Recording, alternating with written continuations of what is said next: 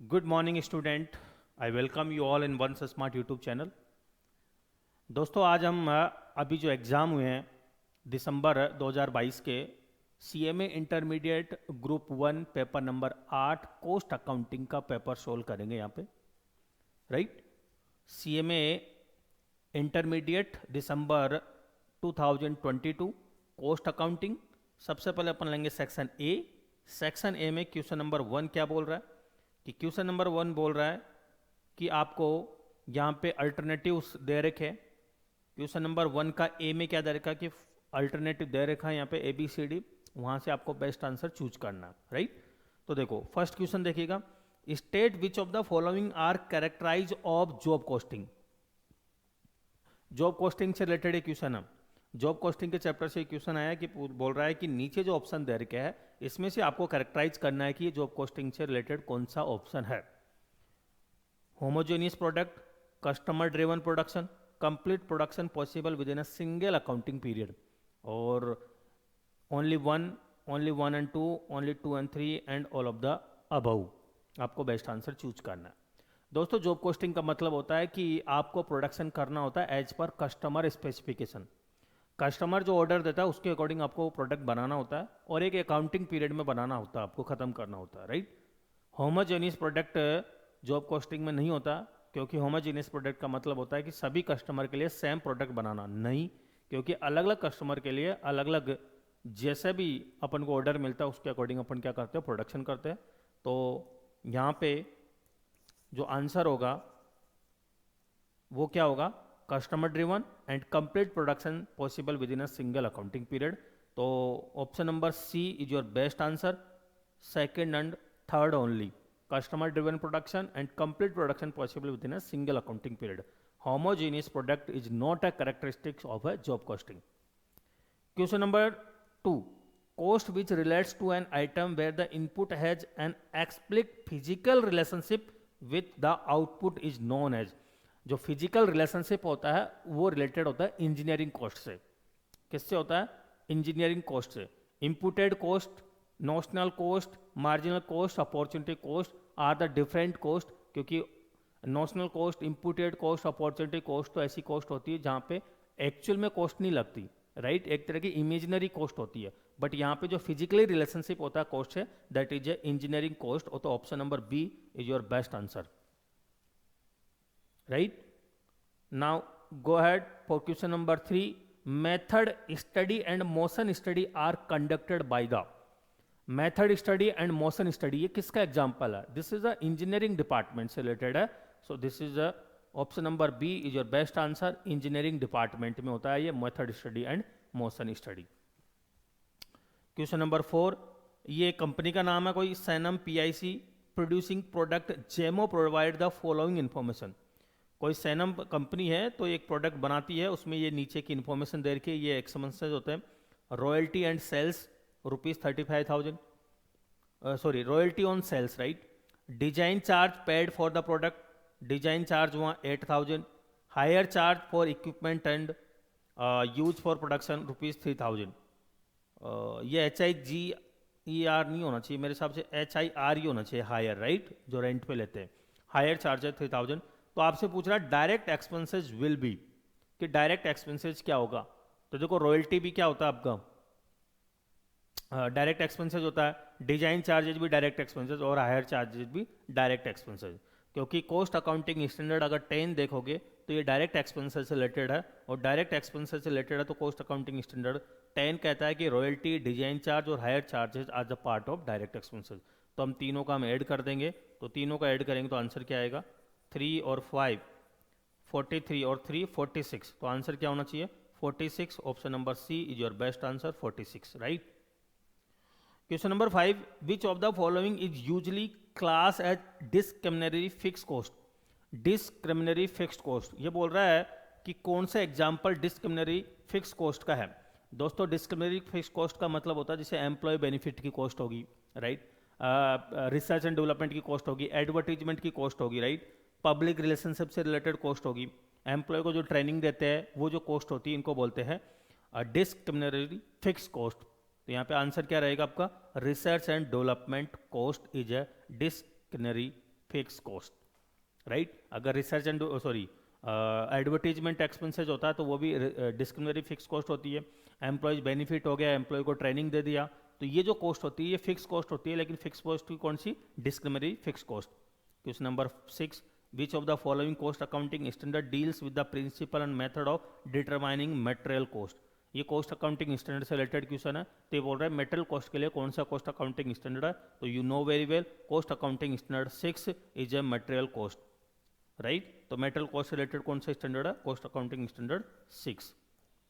तो आंसर क्या रहेगा यहाँ पे, ऑप्शन नंबर ए।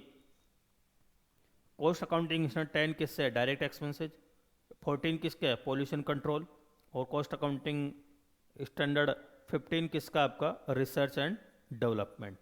तो इसमें क्या पूछा आपसे, मटेरियल कॉस्ट, तो option number A is your answer, बोलो ना। अब चलते हैं question number 7।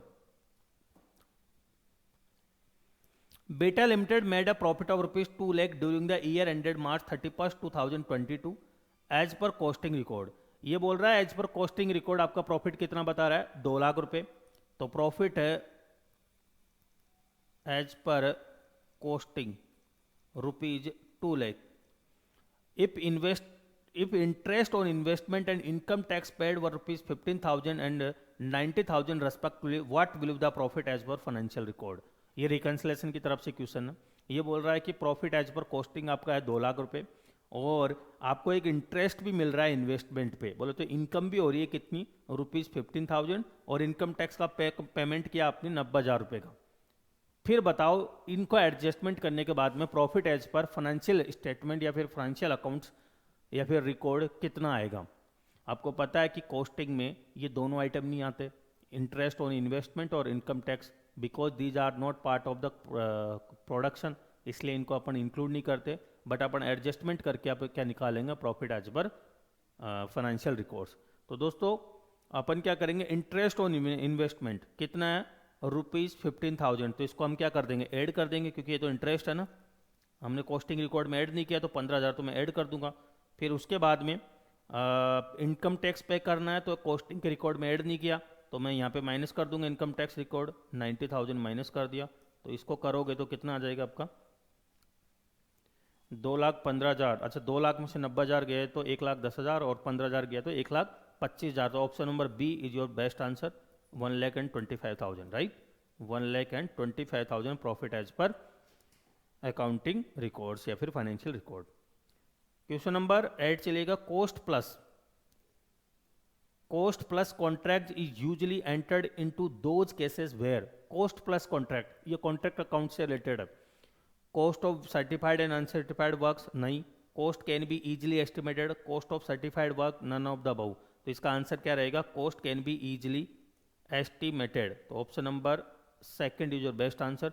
Cost plus contract का मतलब होता है कि ऐसा कॉन्ट्रैक्ट जहाँ पे अपन को ये देखता है कि फ्यूचर में अगर रॉ मटेरियल की प्राइस बढ़ती है तो हम कॉन्ट्रैक्ट की प्राइस ही बढ़ाएंगे, तो अगर ऐसा कॉन्ट्रैक्ट करते हैं तो उसको बोलते हैं कॉस्ट प्लस कॉन्ट्रैक्ट। तो इससे क्या हो जाता है, कॉस्ट को ईजिली कैलकुलेट आप कर सकते हो। तो आंसर है cost can be easily estimated.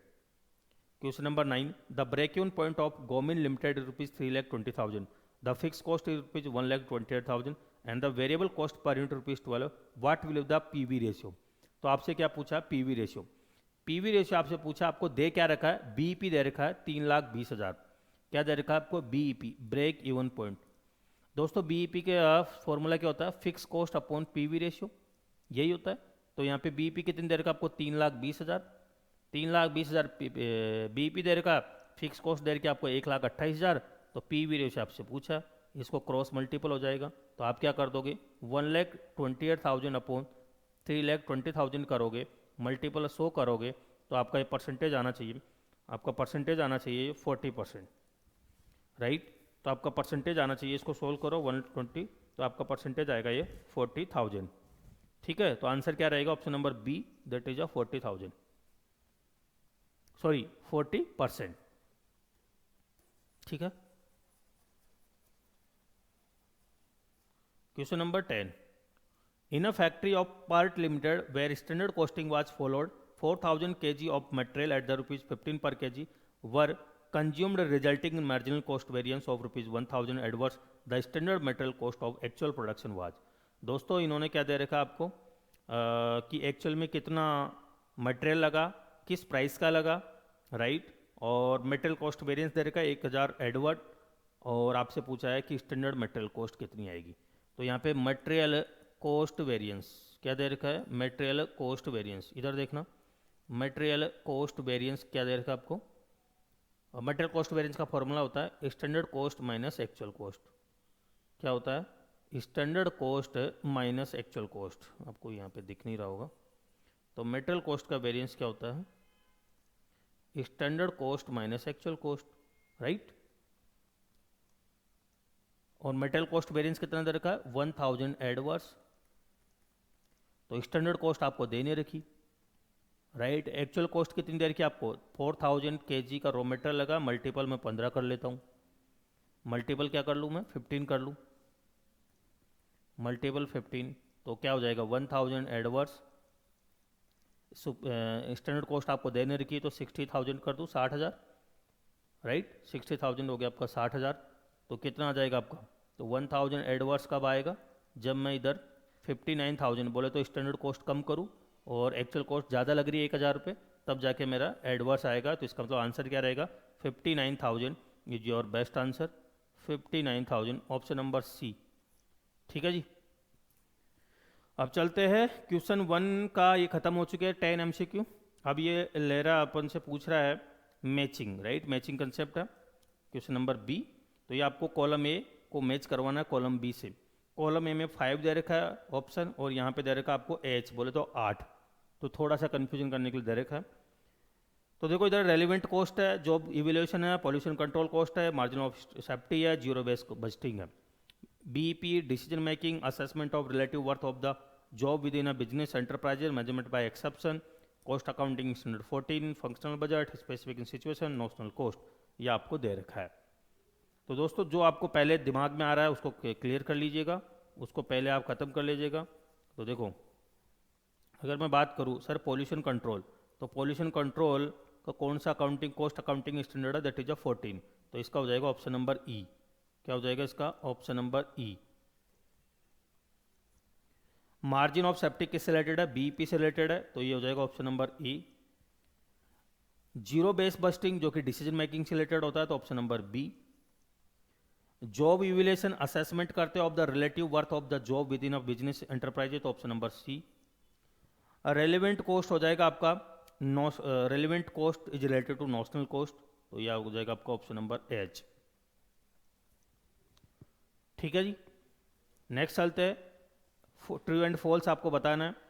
Notional cost and imported cost mean the same thing, बिल्कुल सही बात है। नॉशनल कॉस्ट और इम्पोर्टेड कॉस्ट बोले तो opportunity cost both are the same, तो ये सही है। Idle facility and idle time are the same, एक होता है आइडल फैसिलिटी, एक होता है आइडल टाइम।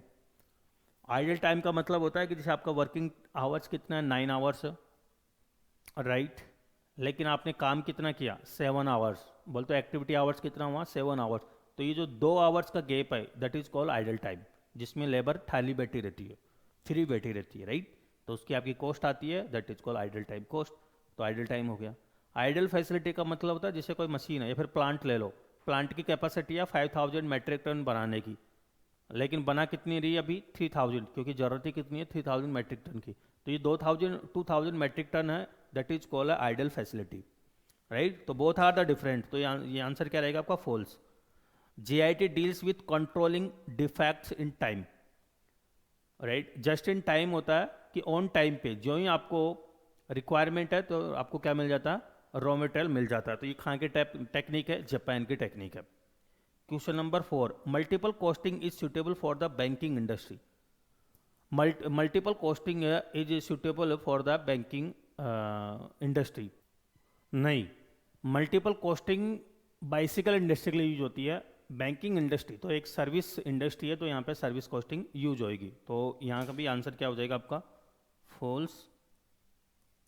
फिर है CVP analysis is a simple break even analysis, CV का मतलब था cost volume profit analysis, is the same as a BEP analysis, बिल्कुल सही बात है, दोनों का एक ही मतलब होता है, तो CVP and BEP both are the same, तो आंसर होएगा आपका ट्रू, बिल्कुल सही है। चलते हैं फिल इन द ब्लैंक्स पे, फिल इन द ब्लैंक्स पे चलते हैं। Blank cost are historical cost which are incurred in the past.